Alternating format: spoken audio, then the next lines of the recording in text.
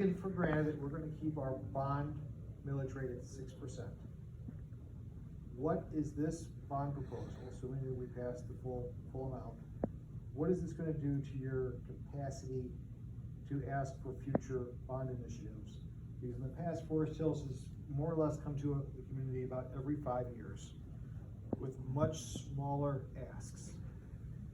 Is this designed to be a 20-year ask? Or if you come back in 5 years, what does that look like, and what does that do to try and keep our millage at 6%? It's a great question. We don't anticipate coming back in 5 years, right? We have that these are projects that would take us through the year 2031. At that point, and right now, this fixed point in time, we think the renovations to our instructional spaces, right, that would keep us for many, many years. What would we need after that point? It'd probably be continuing with life cycle replacement for our buses, roofing, mechanical, paving, those types of things. Those are some most of the things I think we saw in the 2013 bond. This is a 20-year plan. This is a big plan for us, right? So getting back to my original question, why are we doing a 20-year plan now as opposed to the 5-year plans we've done in the past? What's changed culturally? No, I know you did say that earlier, and then we kind of think we got off, and I didn't get to circle back. So, you know, when we started we were talking with some parents. We have a superintendent's parent advisory council, and when we started these renovations in these buildings, what we heard loud and clear is, when is our school next? When do we get to go next? When are we going to get to have something like Orchard View? When are we going to get to start to have something like Thornapple? And so what we'd like to do is have our community authorize us to do all of that work. What we are trying to avoid is say, okay, we're only going to go out, I'm going to make up this number, we're only going to go out for $60 million this time, and it's these 3 schools in there. And then, you know, which 3 schools would that be? Okay, we'll pick 3 schools, and then the rest of the schools, well, how come you didn't pick my school? Or when, okay, then when are you going to do my school? If you're not going to get it in this round, will you go back out again? And so that was really our focus on this, was to continue modernizing those learning environments like we've been doing, you know, like in the space that we're at, and trying to be able to get all the schools so that we know we've got the authorization to sell the bonds at some point, right? If it's too much, we'll hold, we'll pause. But we have the authorization so that when the financial climate gets better, then we can sell those bonds. Is this your last slide? Oh, no, just a couple quick more. There's a lot of information on our website. So if you go to hps.net, the banner that's kind of at the top there and scrolls, there's a link to a bond page, there's a link to an operating millage page. On the right-hand side on that home page, there's also links to those 2 things.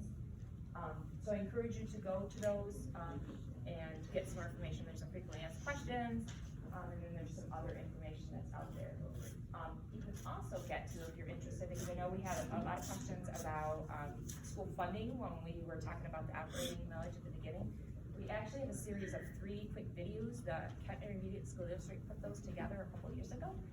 And so we've got those on our website as well, and they talk about how schools are funded, how schools spend their money, and school taxes, how the state is collecting all of their money. So it's not specific to Forest Hills, it's just in general to give our community an idea at a very high level of how school districts are funded. That's last slide. Can you back up to your slide on age of buildings? Well, that was near the beginning, wasn't it? Yeah, I think it was like number 6 or 7, somewhere in there. There we go. Central High School, you have 67 years of age there, but that building was reconstructed through a millage in the 80s. I think they built the high school in 1986, and the auditorium and the wood shop and the gym were built, I think, about the same time this school was built. I think it's 76. Yep. So this was probably all the original construction, and then you're right, there are buildings that we've done additions or renovations to along the way. But they bulldozed the original structure from 1956 when they built the structure in 1986. Okay. Oh, gosh. Auditorium's original, the wood shop. Right, but the auditorium and the wood shop and the gym were built with a millage in like 76 when they built Pine Ridge and Thornapple Elementary. So, I just, School district historian. I need your name and number. no, I just went here, so I know what happened. Oh, you went here, graduate. Right, but I don't know, I was just, Okay. I saw the slide about factual, and so I thought I should point that out. You know, on our, under the budget transparency page of our website, there's some information that we're required as a school district to post. And one piece of that information is really our annual financial statements. It's a huge, big document, but if you go in there, there's a section of it that's called the statistical section. It's got a cool page that we use all the time. And it really shows each of our buildings, the acreage, the year it was originally constructed, and years of any of additions that were done on there. So it's kind of interesting to see. So that's where you would see, again, the year it was originally construction and any year that we did those additions to that. So it's a good information page. But Cool. okay. All right. So website has a wealth of information. If you still have questions and it's not answered on there, feel free to call the district's main office at 493-8800. You're also welcome to email contact at fhps.net. That goes to, actually it will hit Elizabeth in our communications office, and then the two of us are working to answer those questions as quickly as possible for our community.